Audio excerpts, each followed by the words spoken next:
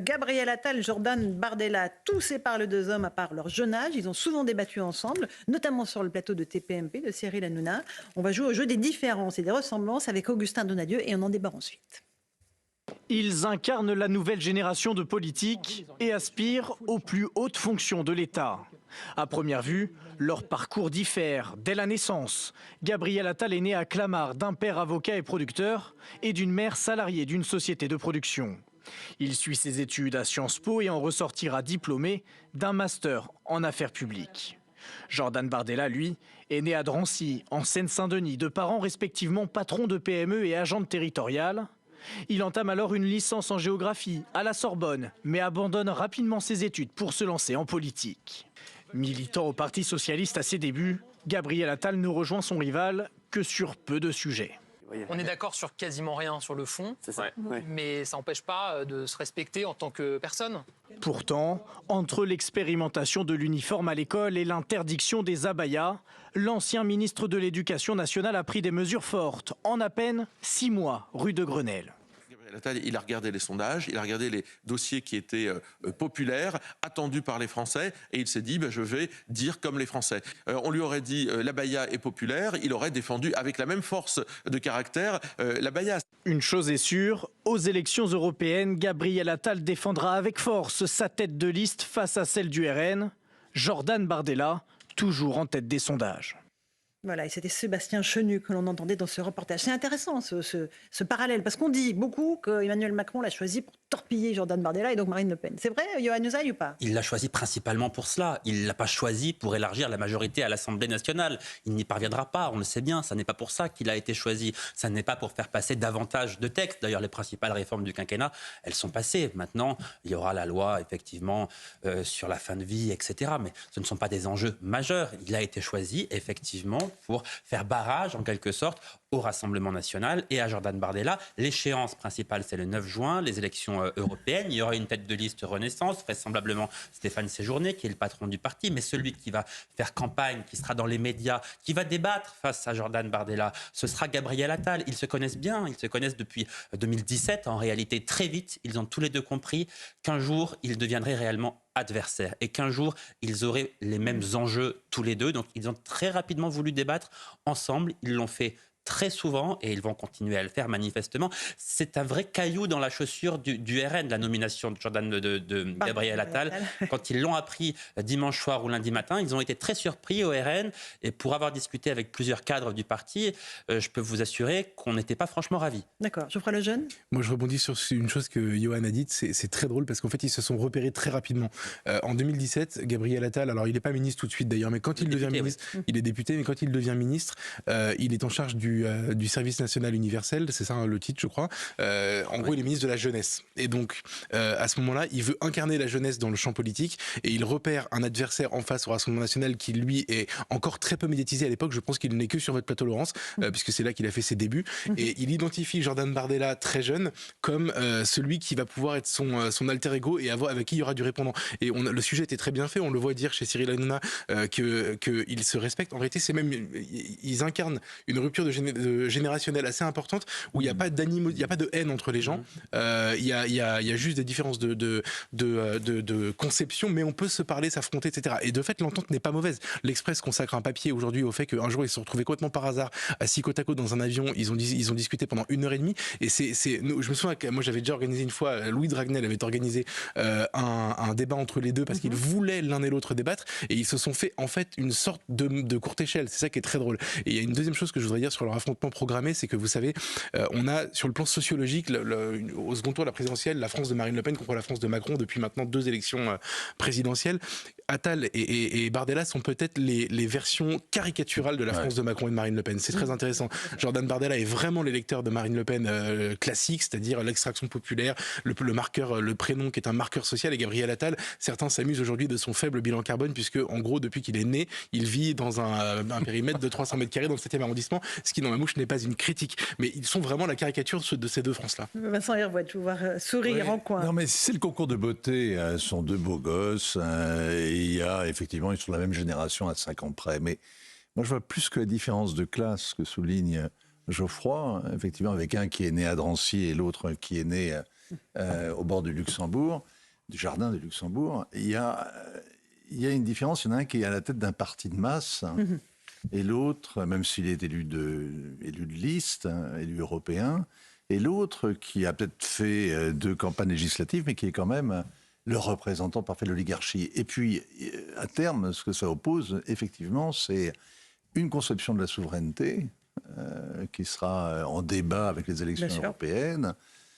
Mais je trouve que la différence effectivement, leurs origines les différencient davantage que le fait qu'ils soient à 5 ans près de la même génération. Johan, et après Éric Revel. Oui, puisque le match entre Bardella et Attal a déjà commencé pour les élections européennes. Et je crois que Gabriel Attal a déjà commis une première erreur dans son discours aujourd'hui devant les forces de l'ordre, quand il dit les Français méritent tous de vivre en sécurité, c'est notre priorité absolue, c'est de la responsabilité des familles, c'est de la responsabilité de l'école. Et à aucun moment, il ne dit c'est aussi la responsabilité de l'immigration. Parce que ce lien, il est fait par tout le monde. Il a été fait par Gérald Darmanin, il a été fait par le président de la République. L'ensemble des statistiques montrent qu'il y a un lien entre insécurité et immigration. Et aujourd'hui, il n'en parle pas. Alors même que ce sera l'un des enjeux majeurs des élections européennes. Donc de ce point de vue-là, je crois que déjà face à Jordan Bardella, le fait de ne pas en parler aujourd'hui, c'est une erreur, une première erreur stratégique. Éric Revel, votre jugement. C'est intéressant les élections européennes du mois de juin, parce que l'air de rien,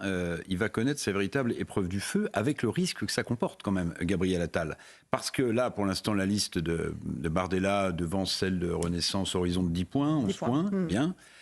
S'il s'investit beaucoup dans cette campagne auprès de la tête de liste Renaissance Horizon, et que le résultat n'est pas à la hauteur, donc là, il va prendre un premier camouflet, une première claque politique. Va-t-il vraiment s'investir à fond? Alors voilà, comme il a 34 ans d'âge, mais 70 ans de politique accumulée, en fait, c'est du jeunisme et de la vieille politique. En fait, peut-être qu'il ne va pas s'investir tant qu'on le croit, parce que précisément, je pense qu'il doit mesurer. Il aura beaucoup de choses à faire au plan national, vous savez. C'est ce qu'il dira. C'est ce qu'il dira. Vincent Hervouet, ce qui est très intéressant, et je vais solliciter votre avis d'expert, c'est la façon dont la presse internationale en parle de Gabriel Attal. Ça a fait cette nomination du plus jeune Premier ministre de France, a fait les gros titres de la presse internationale, un prodige pour la France se dote du plus jeune Premier ministre, ouvertement gay. Alors c'est très intéressant de voir que la presse internationale parle de cela, de cette homosexualité, alors en France, on n'en parle pas, parce que voilà, c'est un non-sujet quasiment, et c'est tant mieux. D'abord parce que c'est pas quelque chose qu'il a mis en avant dans son parcours. Ça n'en est jamais servi politiquement. Il n'a jamais été un militant de la cause, et sa vie privée ne regarde que lui, donc... d'une certaine manière, alors effectivement, le fait qu'il ait pour compagnon quelqu'un qui est au gouvernement actuel pourrait, si jamais il était reconduit, poser un véritable problème. Mais bon... non, mais ce qui est intéressant, c'est que le New York Times, voilà, ou tous ces grands journaux américains se focalisent là-dessus. Oui, voilà. Mais bon, ce qu'ils regardent surtout, c'est le fait qu'il n'y ait pas de majorité absolue, qu'il est très jeune, que c'est une créature d'Emmanuel Macron, et une sorte de double mis en avant ainsi.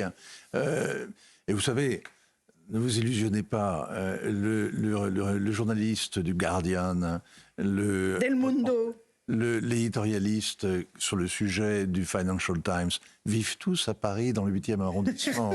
Ils sont totalement impliqués, ils lisent la presse française, ils raisonnent comme les Français, ils cherchent de temps en temps quand même à imaginer qu'est-ce que peuvent penser leur lectorat, et du coup ils n'en parlent pas, parce que la réalité accablante, c'est qu'on en parle très peu. C'est-à-dire que la France n'intéresse pas le monde entier, mon cher Vincent, mais quelle vous verrez, déception. la France, c'est quelques lignes de temps en temps.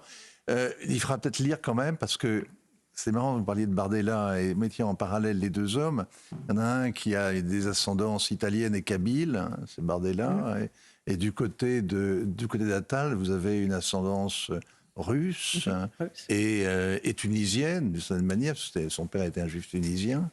Donc, il faut regarder qu'est-ce que dit la presse de Tunis, qu'est-ce que dit la presse de Moscou, mais il faut leur laisser le temps de réagir, donc il faudra 24 heures ou 40 heures de plus. Geoffroy, le jeune ? Mais sur le regard, notamment anglo-saxon, en tout cas étranger, sur la question de la vie privée de Gabriel Attal, ce qui est intéressant, c'est que ça traduit en fait des obsessions chez eux, notamment dans le monde anglo-saxon, l'obsession d'appartenir forcément à une minorité ou d'avoir forcément un signe distinct. S'il avait été métis ou de couleur noire, ils auraient souligné ça exactement.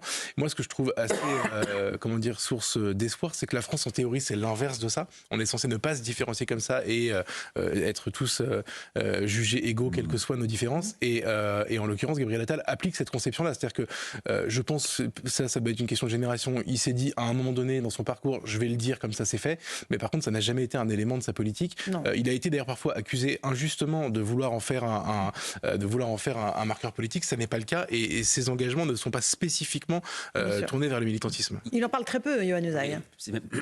Plus que ça, il a été contraint de révéler son homosexualité puisque une personne a publié un ouvrage dans lequel son coming out a été fait. Une personne qui lui voulait évidemment du mal, qui lui veut toujours du mal. Hein, qui le harcelait qui le harcelait à l'école, qui a révélé son homosexualité. C'est à ce moment-là qu'il a été contraint d'en parler. Il a d'ailleurs dit que ça n'avait pas été facile. Il a accordé une interview à Audrey Crespo-Mara il y a très très peu de temps, il y a quelques semaines, dans laquelle il parle beaucoup de cela. Mais effectivement, il n'a jamais été un militant, il n'est pas du tout communautaire de ce point de vue-là.